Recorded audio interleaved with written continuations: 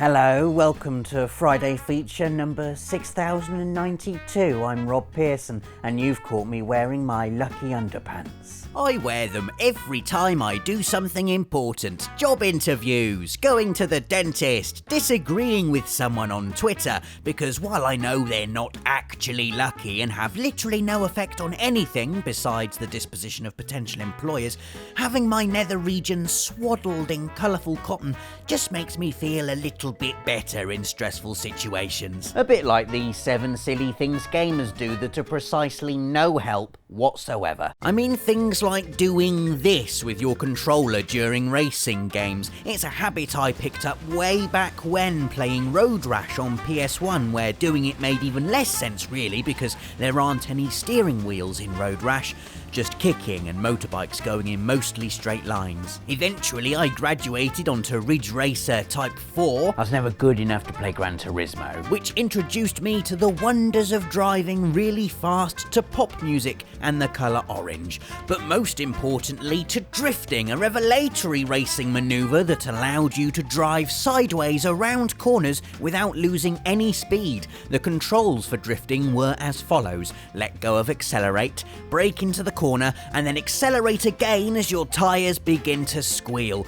Although for really tight corners, you'd need to do this. Turn, turn, turn, turn, turn. I've suffered a fair bit of derision for my DualShock tilting ways, so imagine my delight when, after over a decade of habitually leaning into whomever was sitting next to me on the sofa by swerving my pad like an imaginary steering wheel, Drive Club comes along and makes it a viable control option. Here you are then. You should be a natural at this. Yes.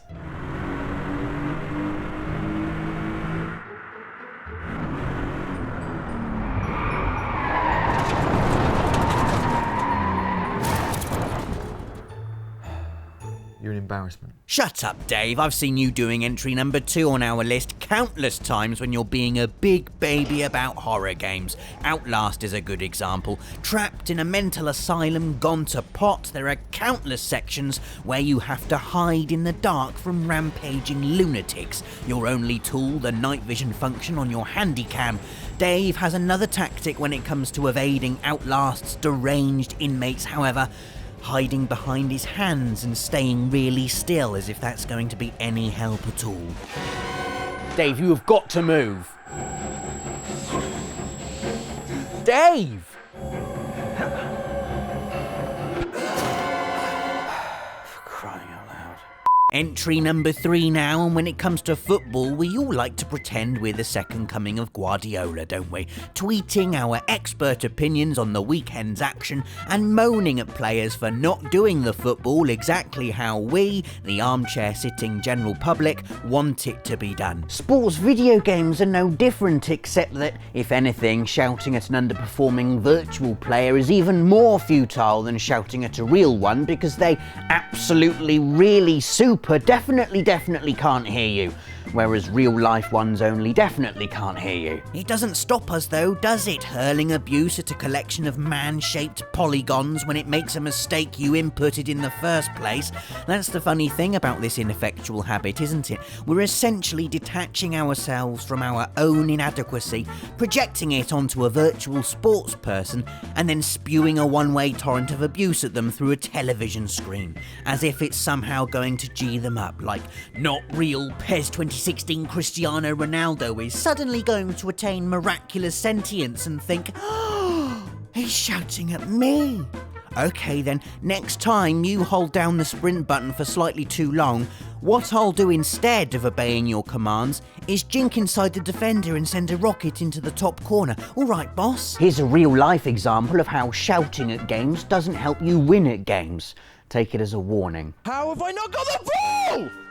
He stood still, holding it in front of me! Shut up, game! Please score! F***ing shoot and score, what's he doing? He's just standing there, well done, giant man. Ah! Nathan lost. Hands up if there's a certain type of sequence in games that you just don't like, full stop, even if you like the rest of the game. For example, underwater sequences are my least favourite. I hate them, A, because the controls are always really fiddly. I mean, swimming is basically flying through slightly thicker air, isn't it? It's an inherently fiddly thing to do anyway. And B, because it always reminds me how terrified I am of being underwater in real life. So, entry number 4, we got there in the end, entry number 4 is holding your breath in real life when you go underwater in video games. The old Tomb Raider games had some really stressful underwater bits, didn't they? Designed purposefully so that Lara would have just enough oxygen to complete the route, so long as you did it absolutely perfectly. Oh, it was bad. I mean, most video game characters can hold their breath far longer than an actual human, and so there I am, thalassophobic and slowly turning blue, trying to get Raiden to swim through a submerged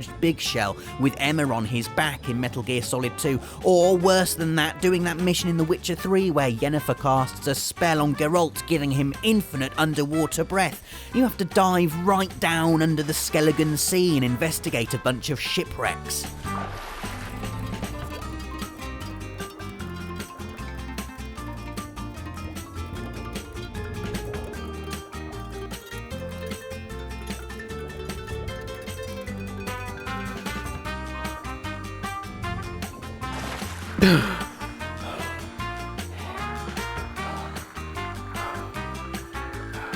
Back above ground for entry number 5, which is trying to peer around corners or over the top of ledges with your actual head and eyes. You idiot, Dave. Here he is playing Black Ops 3 multiplayer. It's a tense match, he's on a KD of 0.8 and I'm really proud. He's crouched behind this cover and wants to sneak a quick look to see if the coast is clear.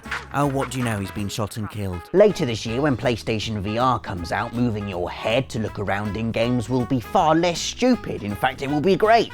But giving it the old in FPS games when you're just using one of these makes you look like a massive tool. It's easy to see why this kind of thing happens. Games are so realistic nowadays that you'll slip into a state of total immersion as easily as you'll slip into your favourite onesie. So if you want to see round a corner, the natural thing to do is try and physically look round the corner.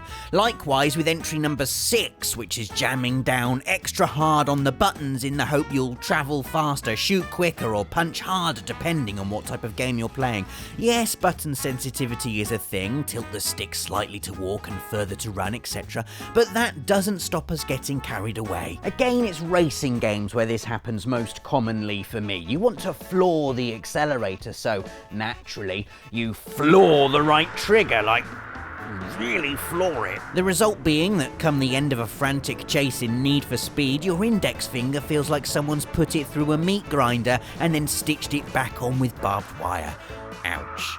Final entry, and why am I whispering, you might ask? Well, I'm playing a stealth game, so what if the guards in the TV hear me talking? The most common useless tactic of them all, keeping your voice all hush-hush as you creep around the Afghan desert in the Phantom Pain, when really you could have a full orchestra blaring away in your front room and this sucker would be none the wiser.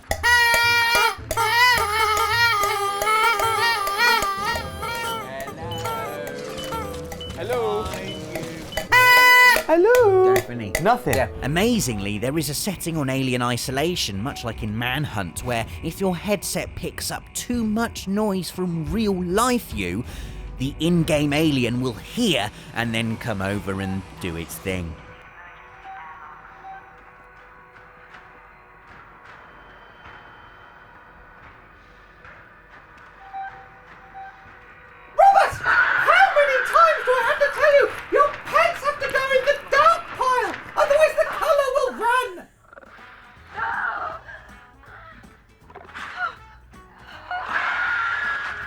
Seven silly things gamers do that are no help whatsoever. Are you guilty of any of these? Can you think of any we haven't mentioned? If so, let us know in the comments. Leave us a like if you like. Download our PS4 app and watch us on your home console. And subscribe for the best PlayStation videos on the internet. See you next week.